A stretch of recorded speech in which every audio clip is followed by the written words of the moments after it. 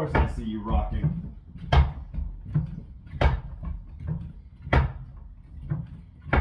Are you enjoying it? Yeah. Pick the Lorax. I'm not gonna pick it, you pick it. You want me to pick the Lorax and read the Lorax? You do. Alright, let me get a blanket. And I'm going to get the Lorax. Alright, jump down so I can have a seat. That is not for me. The blanket is for us. No, not you. Me. Only me. No, we're both going to get under the blanket.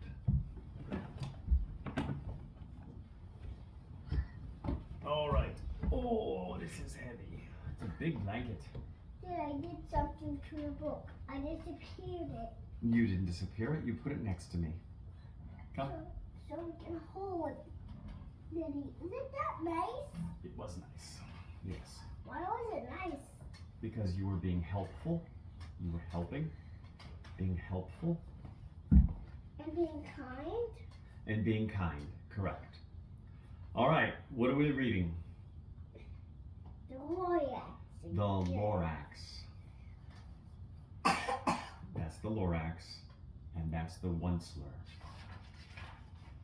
The Lorax by Dr. Seuss. At the far end of town where the grickle grass grows and the wind smells sour, slow and sour when it blows. That's a tough one. And no bird ever sings excepting old crows is the street of the lifted Lorax. The street is called the Lifted Lorax.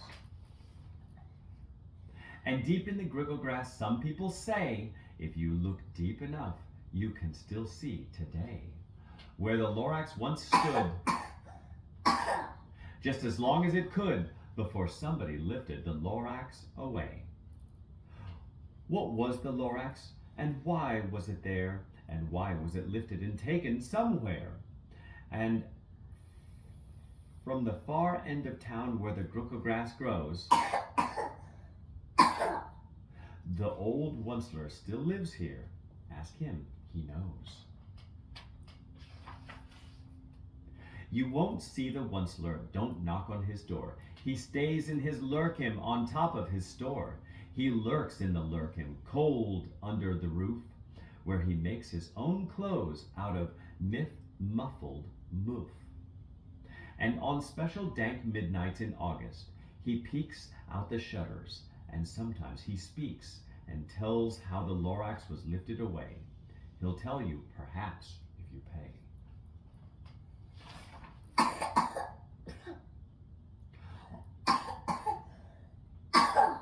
On the end of a rope, he lets down a tin pail, and you have to toss in 15 cents and a nail, and the shell of a great-great-great-grandfather's snail. Then he pulls up the pail, makes the most careful count to see if you've paid him the proper amount. Then he hides what you've paid him away in his snoove, his secret strange hole in his groovulous groove. Then, yes? Okay, what's he doing? He's counting what you paid him. Then he grunts, I will call you by whisper my phone, for the secrets I tell you are for your ears alone. Sloop! Down sloops the whisper-ma-phone to your ear, and the old Onceler whispers are not very clear, since they have come down through a sniggerly hose, and he sounds as if he had smallish bees up his nose. Don't pick your nose, please. Thank you. Now I'll tell you, he says, with his teeth sounding gray, how the Lorax got lifted and taken away. It all started way back, such a long, long time back. Way back in the days when the grass was still green, and the pond was still wet, and the clouds were still clean, and the song of the swomy swans rang out in space. One morning I came to this glorious place, And I first saw trees, the truffula trees, the bright colored tufts of the truffula trees, mile after mile in the fresh morning breeze. And under the trees I saw brown barbaloots frisking about in their barbaloot suits. And they played in the shade and ate truffula fruits. From the ripulous pond came the comfortable sound of the humming fish humming while splashing around.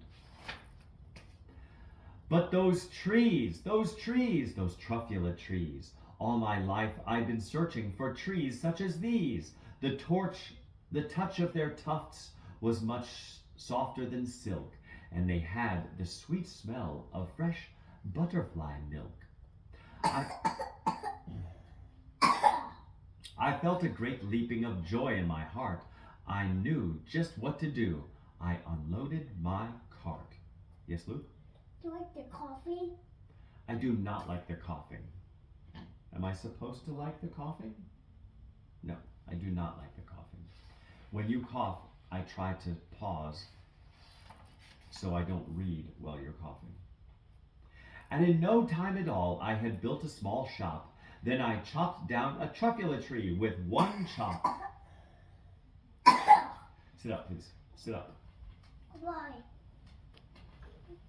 Okay, that's better.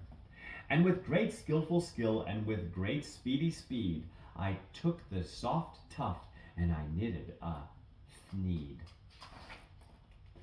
The instant I'd finished, I heard a gazump. I looked, I saw something pop out of the stump of the tree I'd chopped down. It was sort of a man. Describe him? That's hard. I don't think that I can. He was shortish and oldish and brownish and mossy, and he spoke with a voice that was sharpish and bossy. Mister, he said with a sawdusty sneeze, I'm the Lorax. I speak for the trees. I speak for the trees have no tongues, and I'm asking you, sir, at the top of my lungs. He was very upset as he shouted and puffed. What's that thing you've made out of my truffula tuft? Look, Lorax, I said, there's no cause for alarm. I chopped just one tree. I am doing no harm. I'm being quite useful. This thing is a sneed. A sneed's a fine something that all people need. It's a shirt, it's a sock, it's a glove, it's a hat, but it has other uses. Yes, far beyond that. You can use it for carpets, for pillows, for sheets, or curtains, or covers, for bicycle seats. The Lorax said, Sir, you are crazy with greed. There is no one on earth who would buy that fool thneed. But the very next minute, I proved he was wrong. For just at that minute, a chap came along, and he thought that the thneed I had knitted was great. He happily bought it for $3.98. I laughed at the Lorax. You poor stupid guy. You never can tell what some people will buy.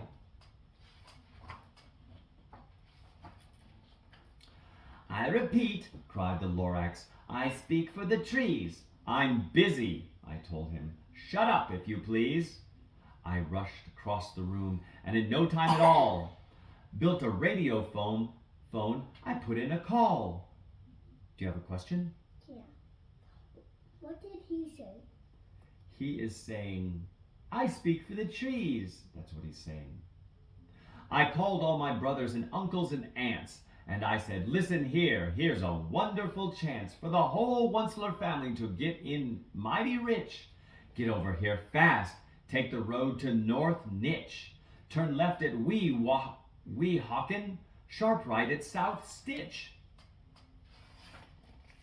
And in no time at all, in a factory I built, the whole Onceler family was working full tilt.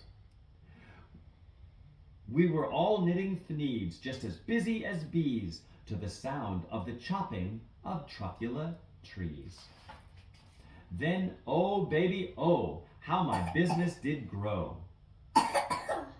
Now, chopping one tree at a time was too slow, so I quickly invented my super axe hacker, with which whacked off 4 truffula trees at one smacker. We were making needs 4 times as fast as before, and the Lorax, he didn't show up anymore. Yes, Luke? What is that? Well, those are wheels, but those wheels are not, they're round, but they're not smooth. Those wheels are made so that they can go over muddy ground that's soft.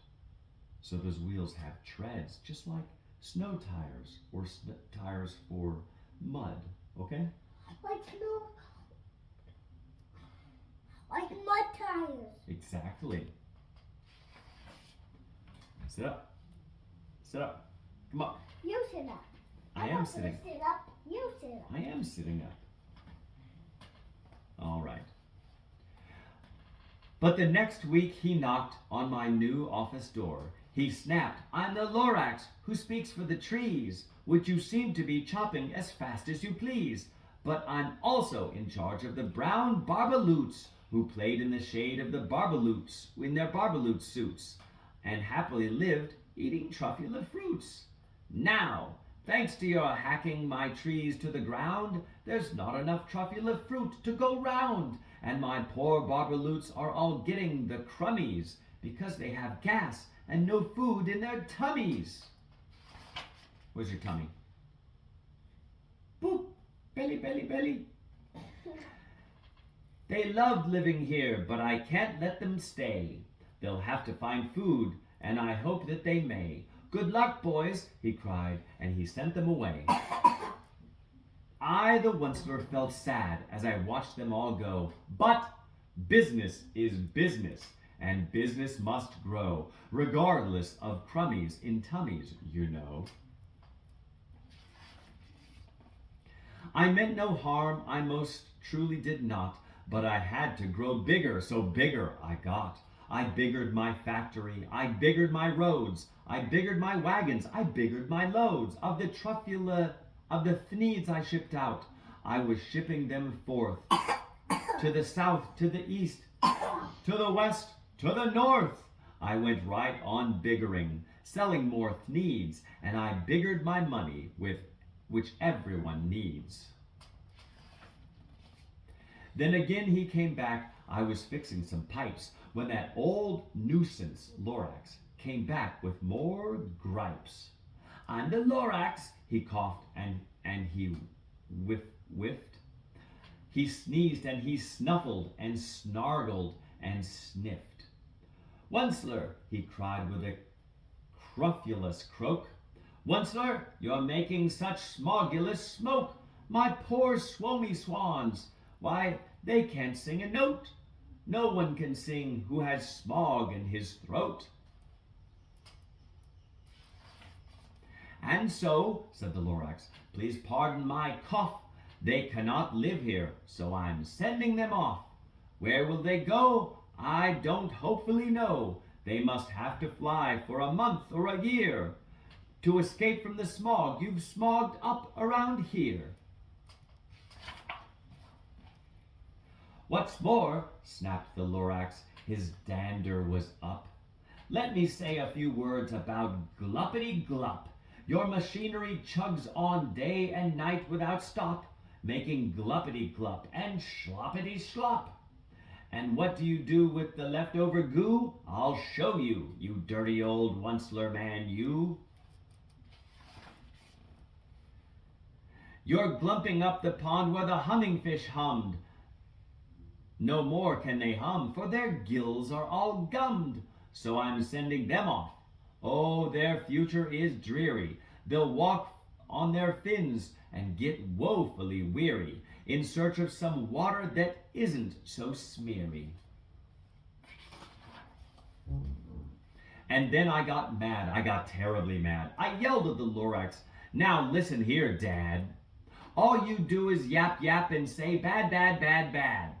Well, I have my rights, sir, and I'm telling you, I intend to go on doing just what I do.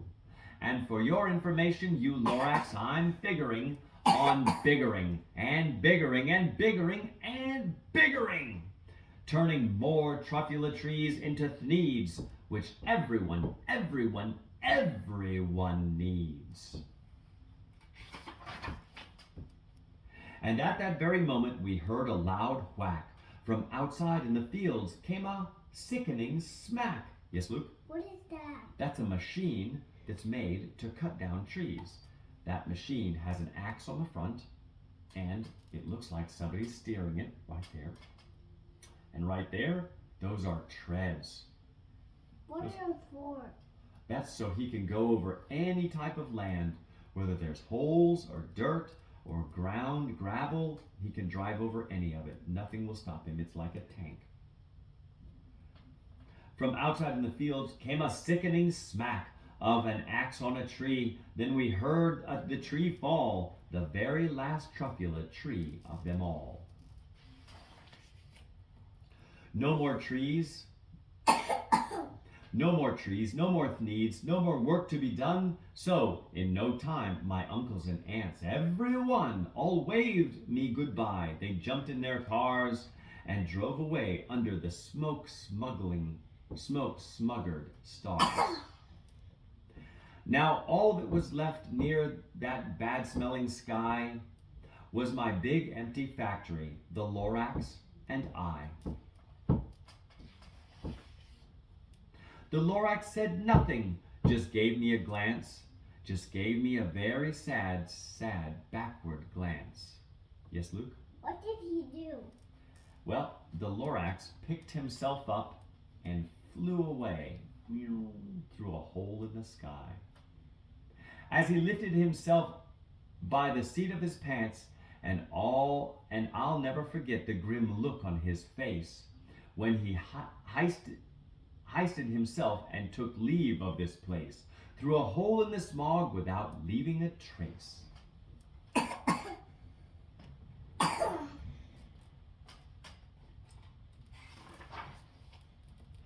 And all that the Lorax left here in this mess was a small pile of rocks with the one word, unless. Whatever that means, well, I just couldn't guess. That was long, long ago, but each day since that day, we've sat here and worried away. Through the years, while my buildings have fallen apart, I've worried about it with all of my heart. But now, says the Onceler, now that you're here, the word of the Lorax seems perfectly clear. Unless someone like you cares a whole awful lot, nothing is going to get better. It's not. So, Luke, stop picking your nose, please. So, catch, calls the Onceler. He lets something fall. It's a truffula seed. It's the last one of all. You're in charge of the last of the truffula seeds, and truffula trees are what everyone needs. Yes, Luke? Truffula and seed. Rhyme. Truffula and seed. No, they do not rhyme. Seed and need. Yes? Rhyme. Seed and need rhyme, yes. Plant the new truffula, treat it with care. Give it clean water and feed it fresh air. Grow a forest, protect it from axes that hack. Then the Lorax and all of his friends may come back. Is that it? Is that the end? That's the end. What is that? Ball. No. The Onceler threw something down to him.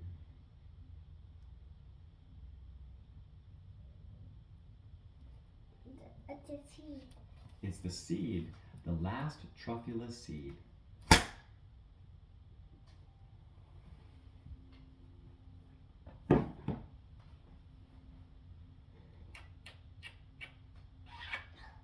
Are you the Lorax? Am I the Lorax? I'm Lorax.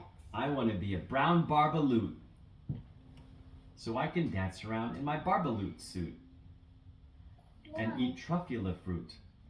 Why? Barbaloot suit and truffula fruit. Do they rhyme? Yeah. Yes, they do. What is this? What is this? What is this? Give me that. You can get the last foot.